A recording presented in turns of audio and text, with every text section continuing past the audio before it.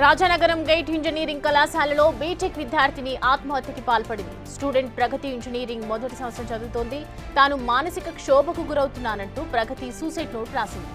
అమ్మా నాన్న జాగ్రత్తగా ఉండాలంటూ లేఖలో రాసినట్లు సమాచారం. ఇటీవల జరిగిన సెమిస్టర్ పరీక్షల్లో ఫెయిల్ అవడంతో డిప్రెషన్కు గురై బలవన్మరణానికి పాల్పడినట్లు అనుమానిస్తున్నారు. చనిపోయిన విద్యార్థిని నెల్లూరు జిల్లా గుడ్లూరుని చెందినట్లుగా గుర్తించారు. డిప్రెషన్లోనే మృతి చెందిందా, ఇంకా వేరే ఏమైనా కారణాలున్నాయా అనే కోణంలో కూడా దర్యాప్తు చేస్తున్నారు. విద్యార్థి మృతితో హాస్టల్ క్యాంపస్లో తోటి విద్యార్థినులు ఆందోళన చెందుతున్నారు.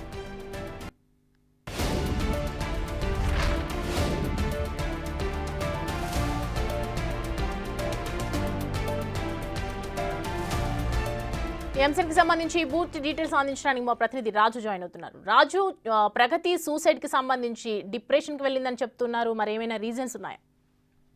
అంటే ఇప్పటి వరకు పోలీసులకు కేవలం ఒక సూసైడ్ నోట్ దొరకడం తప్ప అక్కడ ఏ విధమైనటువంటి ఆధారాలు దొరకలేదు. గైట్ ఇంజనీరింగ్ లో బీటెక్ చదువుతున్నటువంటి ప్రగతి తాను ఆత్మహత్య చేసుకున్నటువంటి ఆ సమయంలోనే ఒక సూసైడ్ నోట్ అయితే రాసినటువంటి పరిస్థితి అయితే ఉంది.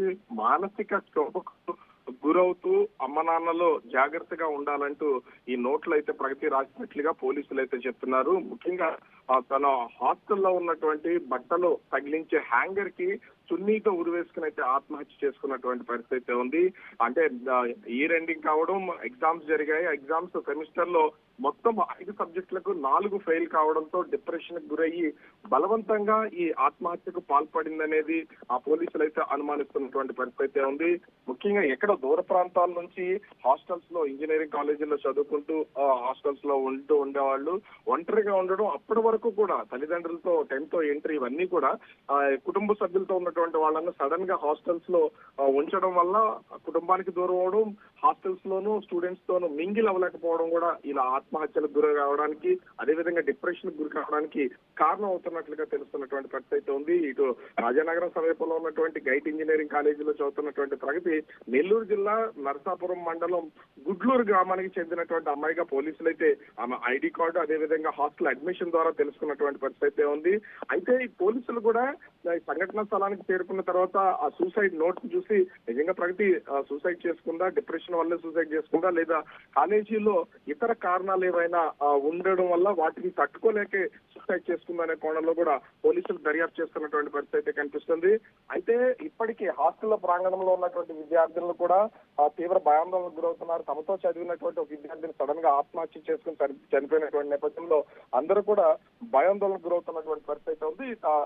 ప్రగతి తల్లిదండ్రులకైతే కాలేజీ యాజమాన్యం ఇప్పటికే సమాచారం ఇచ్చినటువంటి పరిస్థితి ఉంది. అయితే ఈమె ఆత్మహత్యకు కేవలం అది ప్రగతి రాసిన సూసైడ్ నోటేనా, లేకపోతే ఆమె చనిపోయిన తర్వాత ఎవరన్నా దీన్ని సూసైడ్ నోట్ కింద క్రియేట్ చేశారా, కేవలం చదువు వల్లే? ఎందుకంటే అన్ని సబ్జెక్టులు ఉన్నా కూడా ఖచ్చితంగా ఇంజనీరింగ్ చదువుతున్నటువంటి వాళ్ళకి బ్యాక్లాగ్స్ అనేవి వస్తూ ఉంటాయి. అది ఫైనల్ ఇయర్కి వెళ్ళే వరకు ఒక్కొక్కరు క్లియర్ చేస్తూ ఉంటారు. అయితే ఈ కేవలం ఈ చదువు ఒత్తిడి తట్టుకోలేకపోవడం వల్లే ఆత్మహత్య చేసుకుందా, లేదా ఇతర కారణాలపైన కూడా పోలీసులు అయితే ప్రస్తుతం దర్యాప్తు చేస్తున్నటువంటి పరిస్థితి ఉంది. మరికొద్ది సేపట్లో ఖచ్చితంగా పోలీసులు ఈ కేసుకు సంబంధించినటువంటి దర్యాప్తు చేస్తున్నటువంటి నేపథ్యంలో పూర్తి వివరాలు తెలిసే అవకాశం అయితే కనిపిస్తోంది. Soumya. Right Raju, thanks for the updates.